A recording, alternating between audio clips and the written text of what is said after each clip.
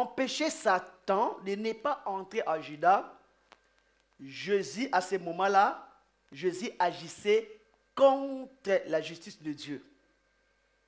Alléluia. Parce que la justice de Dieu dit ceci, je mets devant toi le bien et le mal. Ce n'est pas Jésus qui va choisir pour moi. Ce n'est pas le diable qui va choisir pour moi. Ce n'est pas aussi les anges qui vont choisir pour moi. Alléluia. C'est moi-même. Et mon choix sera respecté par Dieu, par les diables et les anges. Les anges sont là pour nous aider. Amen. J'ai entendu que les Congolais veulent chasser les anges. En tout cas, moi, je ne sache pas mes anges. Que mes anges restent avec moi pour toujours. Je ne vais pas les faire partir. Tellement ils font bien leur boulot que Dieu leur a demandé de faire pour moi. Et je veux encore qu'ils continuent à rester auprès de moi et de continuer leur travail. Je ne veux même pas qu'ils partent en vacances. Je ne veux même pas faire un coup d'état pour prendre leur place. Je veux qu'ils restent avec moi. Amen. La Bible dit l'ange de l'Éternel campe autour de ceux qui craignent Dieu. Dieu sait pourquoi il nous a mis avec des anges. Alléluia. Mais les anges sont là pour nous aider, mais ils ne sont pas là pour prendre notre place. C'est-à-dire prendre des décisions à notre place ou choisir à notre place. Ils nous aident pour que nous puissions faire des bons choix. Amen. Mais la personne qui décide, c'est nous. Alléluia. Personne ne dira un jour devant le Seigneur, ce n'est pas moi, c'est les anges. Non. Ce n'est pas moi, c'est le Saint-Esprit. Non.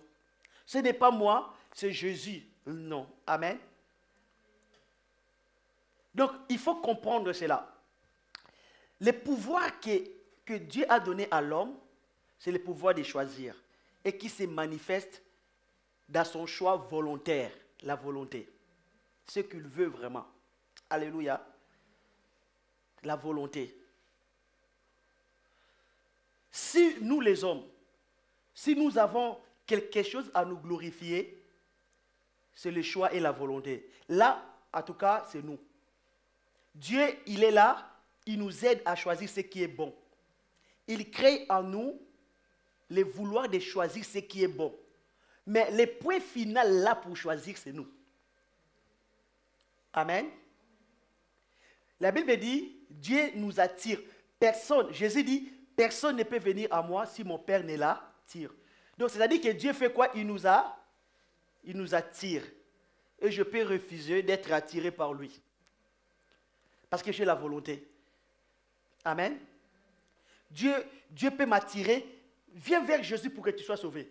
Je vais dire, laisse-moi, je ne vais pas. Et à ce moment-là, qu'est-ce que Dieu va faire? Rien. Rien. Il a le pouvoir de faire ce qu'il veut, mais il ne veut pas toucher ça. Parce que s'il touche ça, il n'est plus sérieux, il n'est plus juste. Il devient comme un homme. Alléluia. Parce que moi, étant qu'humain, si je donne, je peux répondre. Mais ce que Dieu donne, il ne les répond pas.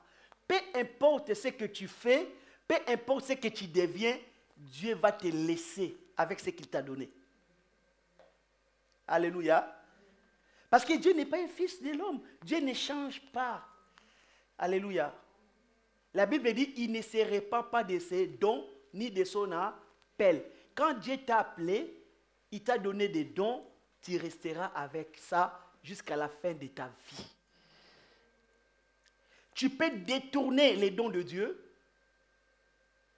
Tu peux commencer à voler avec les dons de Dieu. Tu peux commencer à tricher avec les dons de Dieu. Alléluia. Dieu te laissera faire. Mais à la fin de ta vie, tu seras jugé. Balaam, il a utilisé les dons de Dieu